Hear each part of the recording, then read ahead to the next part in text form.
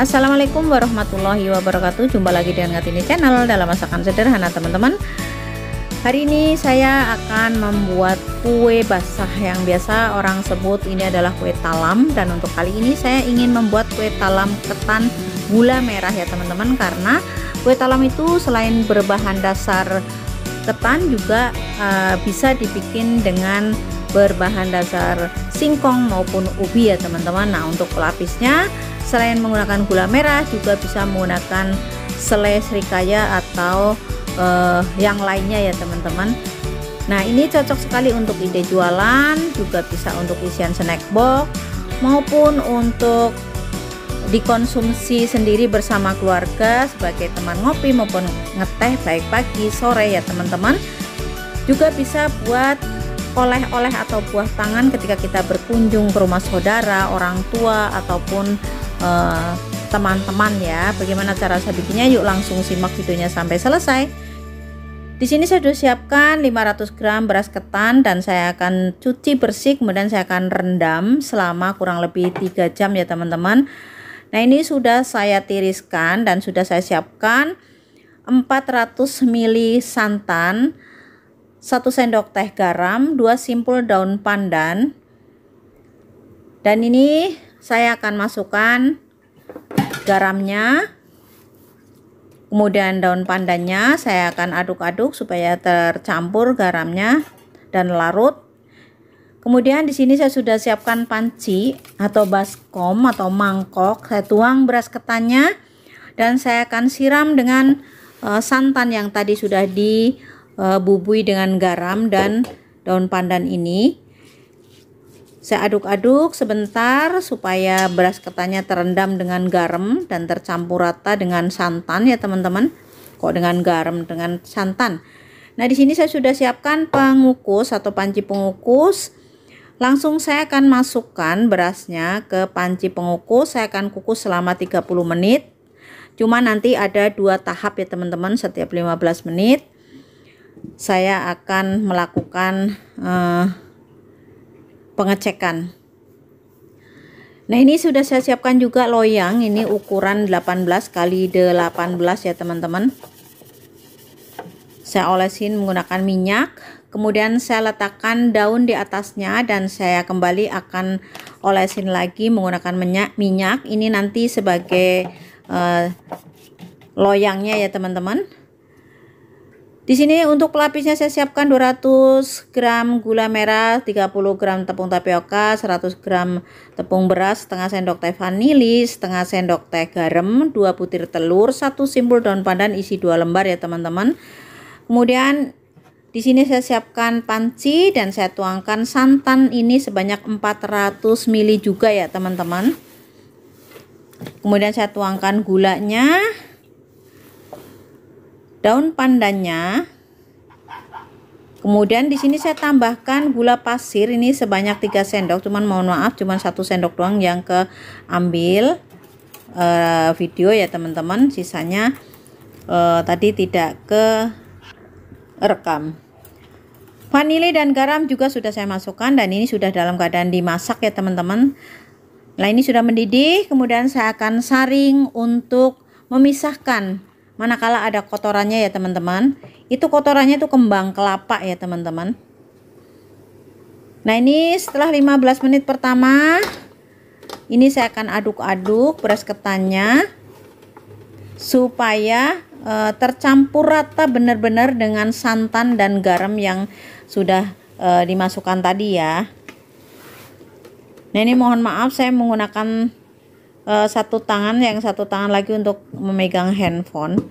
Saya masak lagi selama 15 menit. Nah, ini gulanya tadi sudah dingin, saya masukkan telurnya 2 butir. Saya akan aduk-aduk sampai rata ya teman-teman.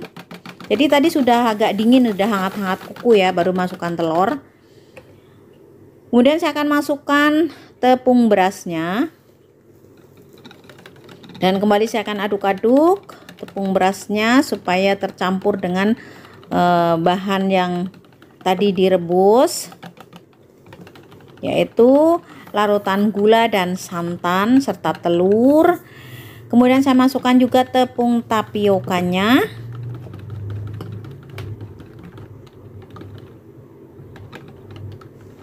Dan saya akan saring ya teman-teman, supaya tidak ada bahan yang bergerindil atau menggumpal.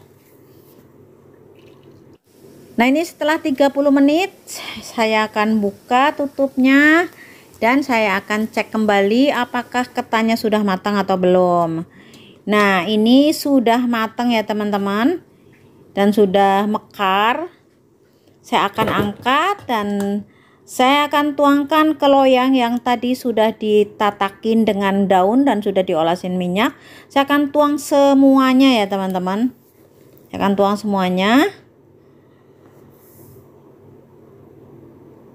Kemudian proses selanjutnya di sini saya akan tekan-tekan menggunakan spatula. Teman-teman boleh menggunakan centong ataupun boleh menggunakan alat yang bisa membuat atau membantu merapikan dan menekan-nekan seperti ini supaya padat. Tujuannya supaya nanti larutan gula dan tepung yang tadi sudah saya bikin barusan itu kan nanti saya akan tuang ke sini dan tidak merembas ke dasar beras ketannya atau nasi ketannya ya teman-teman. Nah, seperti ini. Padatkan dan rapikan supaya nanti adonan cairnya ketika dituang tidak merembas ke bawah atau tidak turun ke bawah.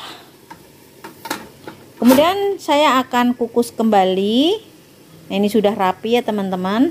Semoga saja tidak merembas ke bawah. Ini sebelum saya tuangkan ke nasi ketannya, saya akan aduk terlebih dahulu. Saya akan tuang sebanyak kurang lebih 3 centong sayur. Kemudian saya akan kukus selama 10 menit.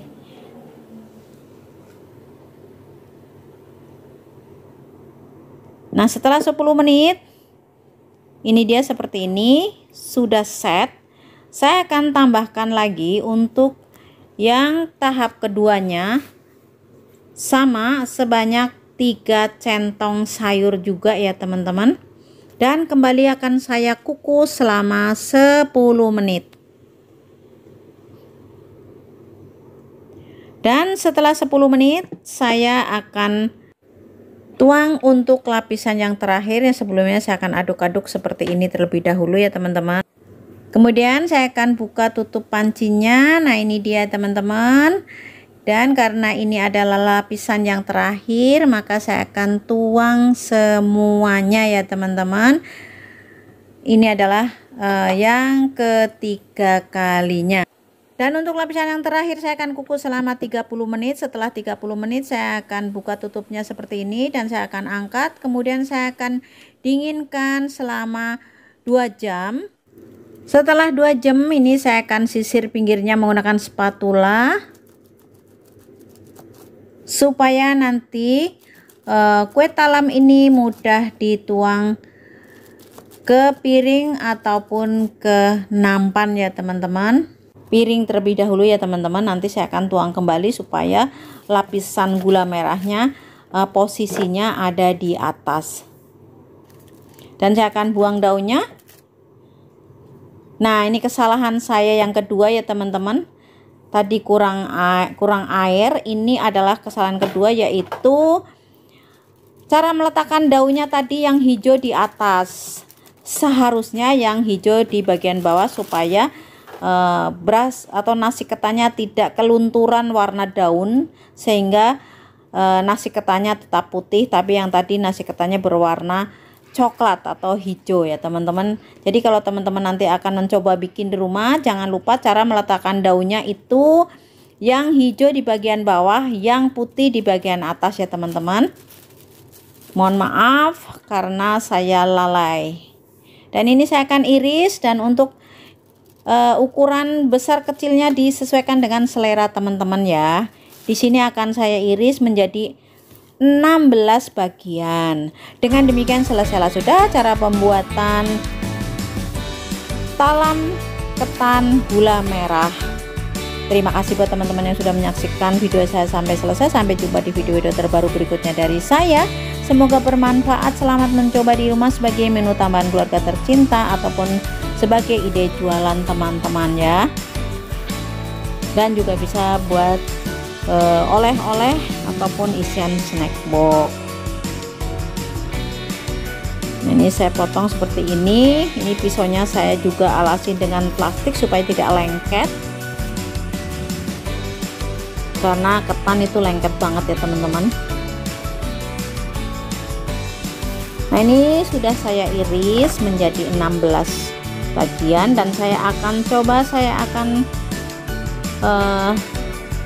makan. Nah, ini saya akan cobain. Tuh, rasanya tuh enak, gurih, manisnya juga pas, asinnya juga pas ya teman-teman. Cuman sayang kurang air jadi agak keras ketannya. Sekali lagi saya ucapkan terima kasih, selamat mencoba. Wassalamualaikum warahmatullahi wabarakatuh.